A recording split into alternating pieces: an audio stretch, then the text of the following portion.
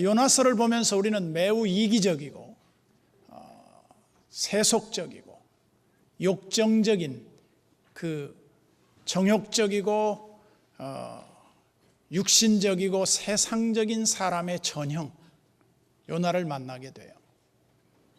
여러분, 요나서를 읽으면서 요나가 감격하거나 기뻐한 적이 거의 없습니다. 딱 오늘 본문에 한 번 기뻐하는데 그 기뻐하는 이유가 뭔지 아세요? 박넝쿨 때문에 기뻐해요. 자기 텐트 위에 그늘이 좀 쳐진 그 박넝쿨, 키카연이라고 히브리어로 되어 있는데 키카연은 우리말로 번역하긴 좀 어려운 것 같아요. 그거를 우리말은 박넝쿨, 어떤 사람은 또 등회넝쿨, 들외, 또 어떤 사람은 그거를 영어 성경엔 바인, 포도 넝쿨 이렇게 되어 있는데 어떤 것이 정확하다 그렇게 볼 수는 없지만 분명한 것은 요나서를 통해서 하나님이 예비하는 게 굉장히 많이 나옵니다. 뭘 그렇게 예비하시는지 몰라요. 하나님은 우리에게 모든 것을 예비하시는 하나님이라. 뭘 예비하셨는가 하면 먼저 우리가 잘 아는 대로 요나가 하나님의 부름을 거역하고 도망가다가 그 지중해 한가운데에서 풍랑을 예비해서 요나에게 깨우침을 줍니다. 그리고 요나가 제비 뽑아 바다에 빠뜨리워질 때 그는 하나님으로부터 큰 물고기를 예비하셔서 하나님이 그를 물고기를 통해서 보호하시는 걸 보게 돼요. 그리고 오늘 본문에 보면 동풍을 예비하시고 박넝쿨을 예비하시고 벌레를 예비하시고 의외로 이 요나서에는 예비한 것들이 참 많이 나와요. 그래서 하나님은 우리를 모든 것을 위해서 예비하시고 좋은 것을 아낌없이 주시는 분인 반면에 요나는 하나님 앞에 한 게 딱 한 가지, 성질내고 분노하고 하나님에 대해서 원망하고 불평하는, 그야말로 아주 삼류 인생과 같은 그런 모습을 보여줘요. 하나님은 우리를 이 땅에 보내셨을 때 어떻게 살라고 하나님이 우리를 이 땅에 보내셨을 거라고 생각합니까? 그것은 하나님을 믿는 사람들로서 벅찬 감격과 은혜 속에서 살라고 하나님이 이 땅에 우리를 보내신 거예요. 그런데 사람들은 조금 어렵고 힘들면 하나님 앞에 주먹질을 하고 분노를 하고 하나님 앞에 성가를 부려요. 그래서 우리 인간을 개성이 강하다 그래. 근데 개성을 어떤 분은 의역하기를 개 같은 성질, 그렇게 의역을 하시는 분도 있더라고요. 별로 도움 안 되는 성격이에요. 그래서 오늘 본문 1절에 보니까 이렇게 시작을 하고 있습니다. 요나가 매우 싫어하고 성내며. 왜 요나가 싫어하고 성냈는지 그 이유가 무엇입니까?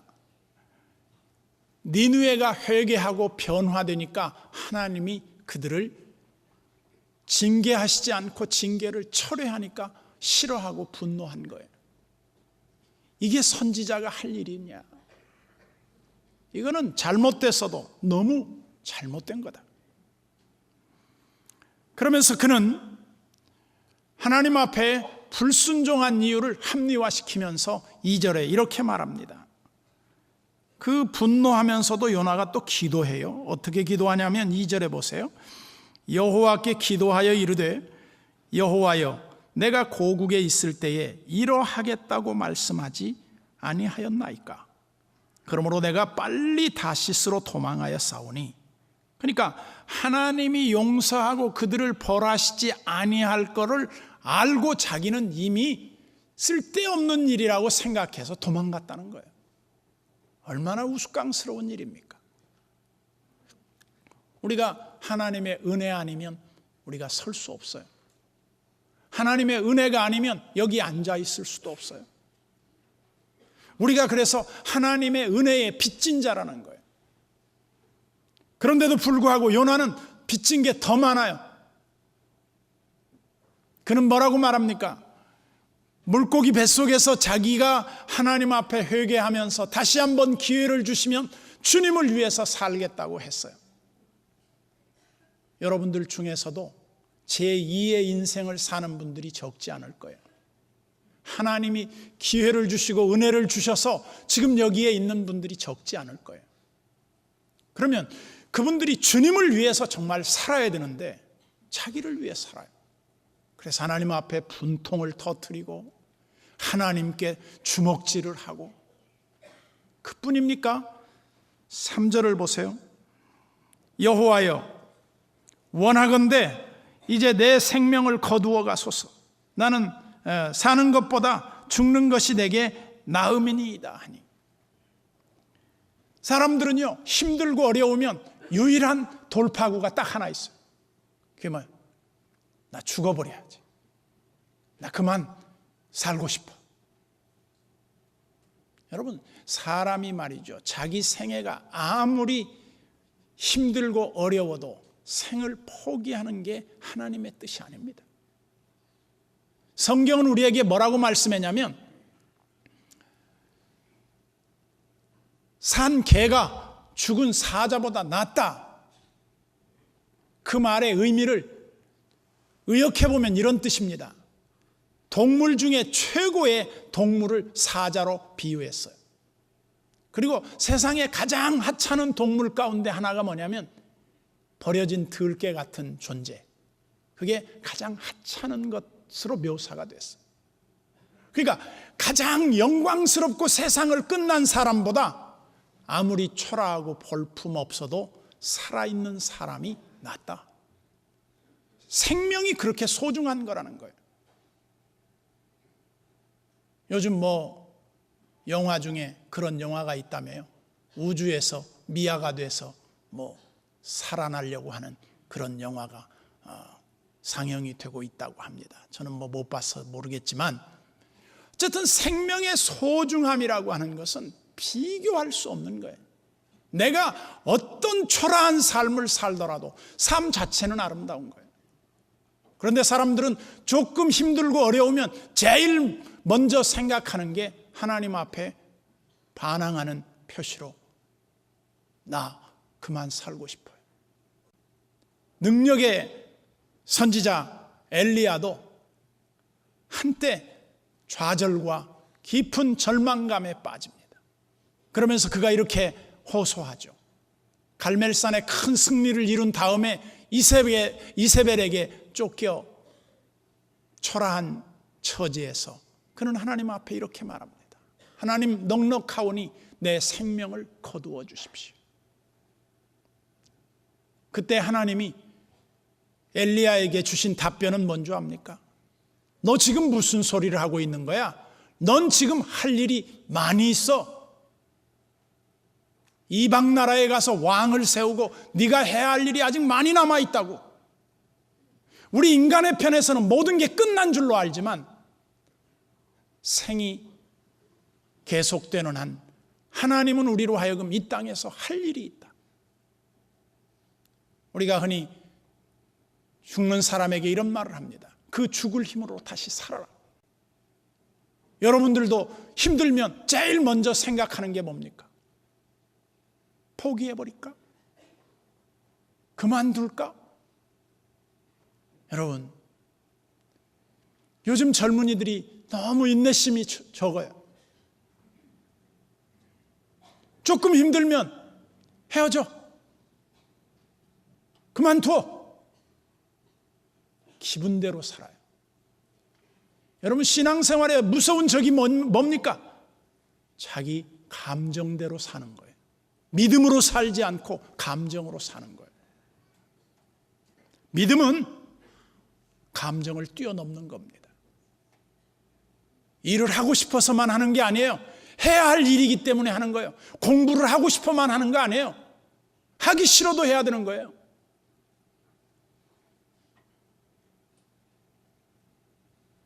부모를 모시는 일도 그렇고, 부부간에 서로 사랑하는 것도 그렇고 모든 일이 다 쉬운 게 어디 있겠습니까? 그렇지만 그것이 힘들다고 해서 인생을 포기할 만한 그런 이유가 됩니까? 잘못됐다고 봅니다. 그런데 이토록 자기의 극단적 이기주의에 빠진 요나의 모습 속에서 그는 거의 자기의 일생의 모든 삶을 불평과 원망과 불만으로 가득 찬 생애를 살아요.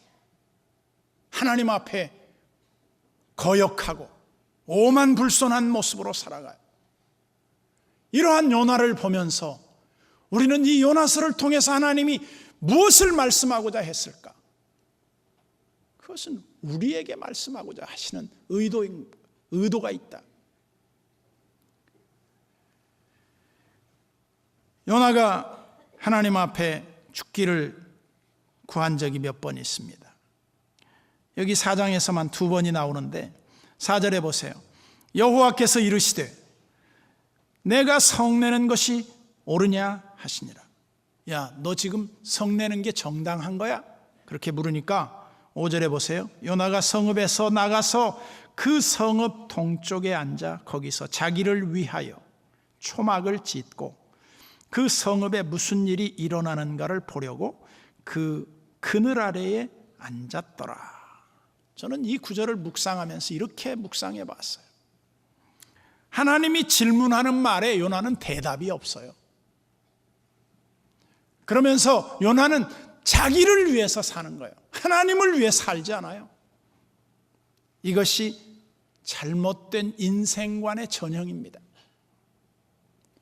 우리는 오늘날 무엇 때문에 즐거워하고 무엇 때문에 웃고 삽니까?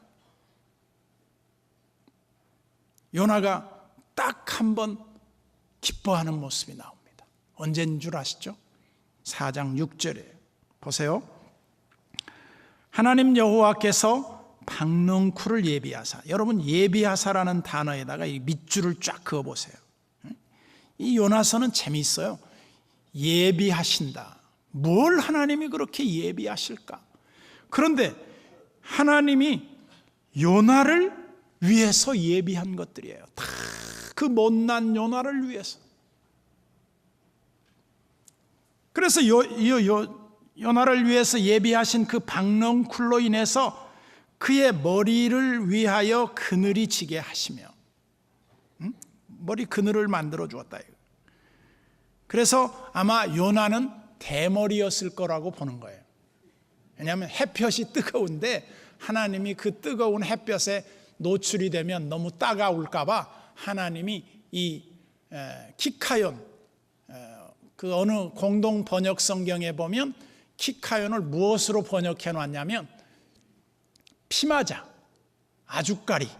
그래서 이게 중동 지방에서는 굉장히 빨리 자란대요. 열에 의해서. 속이 비어 있는데, 그리고 그 잎이 약 한 30cm 지름이 된다는 거예요. 우리나라 피마자 잎은 그렇게 크지 않죠. 키도 그렇게 안 큰데 중동에서는 약 한 4m 자란다고 그래요. 그리고 그 잎이 넓어서 그늘을 만들어 주는데, 그것 때문에 요나가 얼마나 기뻐하는지 몰라요. 그 뒤에 보세요. 요나가 박넝쿨로 말미암아 크게 기뻐하였더니, 딱 이것 때문에 기뻐해요.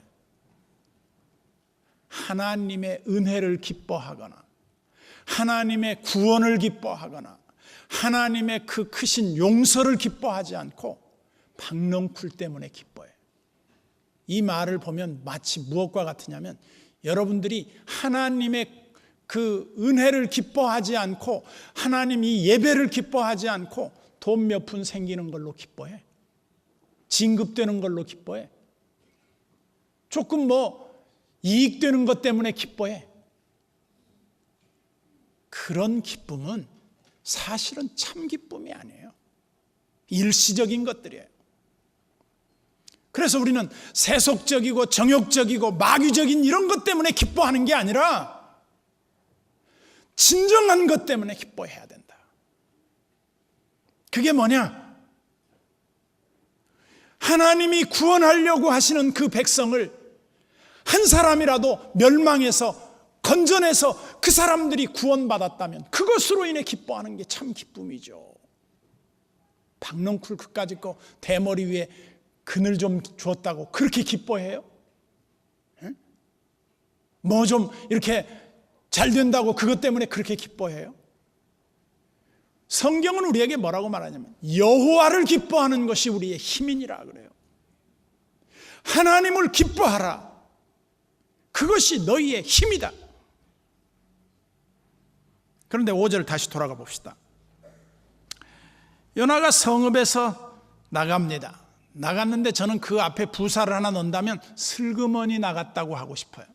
슬그머니 나가서 그 성읍 동쪽에 앉아 거기서 자기를 위하여 초막을 짓고 그 성읍에 무슨 일이 일어나는가를 보려고 그 그늘 아래 앉았더라 그랬는데, 저는 이 구절을 묵상하면서 이렇게 묵상을 했다고요. 이 옹졸한 사나이 요나가 하나님이 40일이 지나면 멸망을 시키겠다고 하는 그 성읍 가장 높은 언덕에 올라가서, 그것도 동쪽이에요. 그게 무슨 말이에요? 해가 뜨는데 40일째 뜨는 날 이스라엘은 니느웨는 다 송장으로 바뀌어 있을 거를 기대감을 갖고 해 뜨는 거 보고 니느웨 보고 이렇게 보면서 지금 자기가 검사처럼 앉아 있는 거예요. 저는 이 모습이 너무나 요나 모습에서 정말 잘못된 모습이다. 그러면서 제일 먼저 해가 뜨는 지역에서 제일 먼저 망하는 모습을 보고 싶어서 니느웨가 잘 보이는 언덕에, 그리고 동쪽에 해가 제일 먼저 뜨는 그 지점에 가서 앉아 있는 겁니다. 이런 요나의 모습을 보는 우리의 입장은 바로 우리 자신들을 보는 것 같지 않습니까? 내가 좋아하는 사람이 잘 되는 거 얼마나 좋아합니까? 내가 싫어하는 사람이 잘 되는 거 별로 안 좋아해요. 우리 속에 문제의 원인을 다 들춰보면 딱 두 가지라는 거죠. 욕심과 질투라는 거예요. 이것 때문에 우리 인간이 불행하게 된다는 겁니다. 그래서 우리는 성경을 통해서 뭘 배워야 되는가? 하나님이 이스라엘 백성들을 어떻게 깨우치시려고 했는가를 이해해야 돼요. 그래서 이 요나서를 통해서 하나님이 우리에게 말씀하려고 하는 의도가 무엇인가? 하나님과 요나의 대화를 통해서 이 요나를 바로 자신으로 대입시켜 보면 훨씬 더 쉬울 겁니다. 우리는 자기 생각에 갇혀 있어요. 자기 사고의 틀에 너무 묶여 있어요. 그래서 하나님의 뜻에 대해서 관심을 갖지 않아요. 그것이 얼마나 불행한 것인가. 그래서 분노하고 그렇게 못마땅해 하는 요나를 하나님이 그럼에도 불구하고 사랑해요. 그럼에도 불구하고 깨우쳐요. 은혜가 풍성하시고 자비하시고 인애가 크신 하나님이 노하기를 더디하시면서 요나를 참고 또 참아주셨어요. 그러면서 마지막에 무엇로 연결이 되느냐? 보세요. 이제 박넝쿨 예비했죠? 7절에 보세요. 하나님이 또 벌레를 예비해요. 그렇게 기뻐하며 박넝쿨 때문에 좋아했던 미스터 대머리 요나께서 7절에 보면 하나님이 벌레를 예비하사, 그 예비하사를 줄을 쫙 그어보세요. 이튿날 새벽에 그 박넝쿨을 갉아먹게 하심에 시드니라. 이제 박넝쿨이 시들자 요나는 분노가 또 폭발합니다. 8절에 보세요. 해가 뜰 때에 하나님이 뜨거운 동풍을 예비하시고, 또 예비하시고, 거기 또 줄 그어봤어요. 예비하셨고, 해는 요나의 머리에 쪼임에, 태양은 머리 위에 뜨겁게 내리쬐는데, 뭐 가사말 같아. 그때 요나가 혼미하여, 예전 성경을 보면 혼곤하여 정신이 빠질 정도였다. 얼마나 힘들었겠는가 이 말이에요. 그러면서 3절에 이어 8절에 다시 요나는 스스로 죽기를 구하여, 그렇게 금방 박넝쿨 때문에 좋아했던 친구가 또 죽으려고 그래. 죽어도 사실은 요나는. 그렇지만 하나님의 사랑이 그를 붙들고 있어. 그래서 스스로 죽기를 구하여 이르되 사는 것보다 죽는 것이 내게 나으니이다 하니라. 얼마나 간사한 인간의 그 이중 인격입니까? 시시한 것 때문에 좋아했다가 그 시시한 것 때문에 분노하고 하나님의 그 원대한 계획은 안중에도 없고, 이러한 모습은 은혜 받은 자들로서의 바른 모습은 아니라는 거예요. 그래서 하나님이 요나를 이제 시청각 교육을 끝냅니다. 그러면서 요나에게 일깨워주고 싶었던 말씀이 뭐였겠습니까? 9절에 보니까 하나님이 요나에게 이르시되 내가 이 박넝쿨로 말미암아 성내는 것이 어찌 옳으냐 하시니, 하나님이 야, 너 박넝쿨 때문에 이렇게 뿔내는 거 별로 옳지 않아, 그렇게 이제 말했어요. 그러니까 요나가 대답하되 내가 성내어 죽기까지 할지라도, 내가 차라리 죽어버렸으면 좋겠어요, 그런 말이에요. 그럼에도 자기가 옳다는 거예요. 하나님보다 지가 옳대. 이게 우리 신자들의 어리석음입니다. 우리가 옳습니까? 하나님이 옳습니까? 하나님이 하시는 모든 일은요, 틀린 게 없어요. 우리가 하는 게 다 틀리고 잘못되고 일시적인 거예요. 그런데 사람들은 자기 생각이 다 옳은 줄로 알아요. 그래서 여러분들이 하나님 앞에 뭘 이루어 달라고 하는 그 기도대로 다 되면요, 여러분 벌써 죽었어요.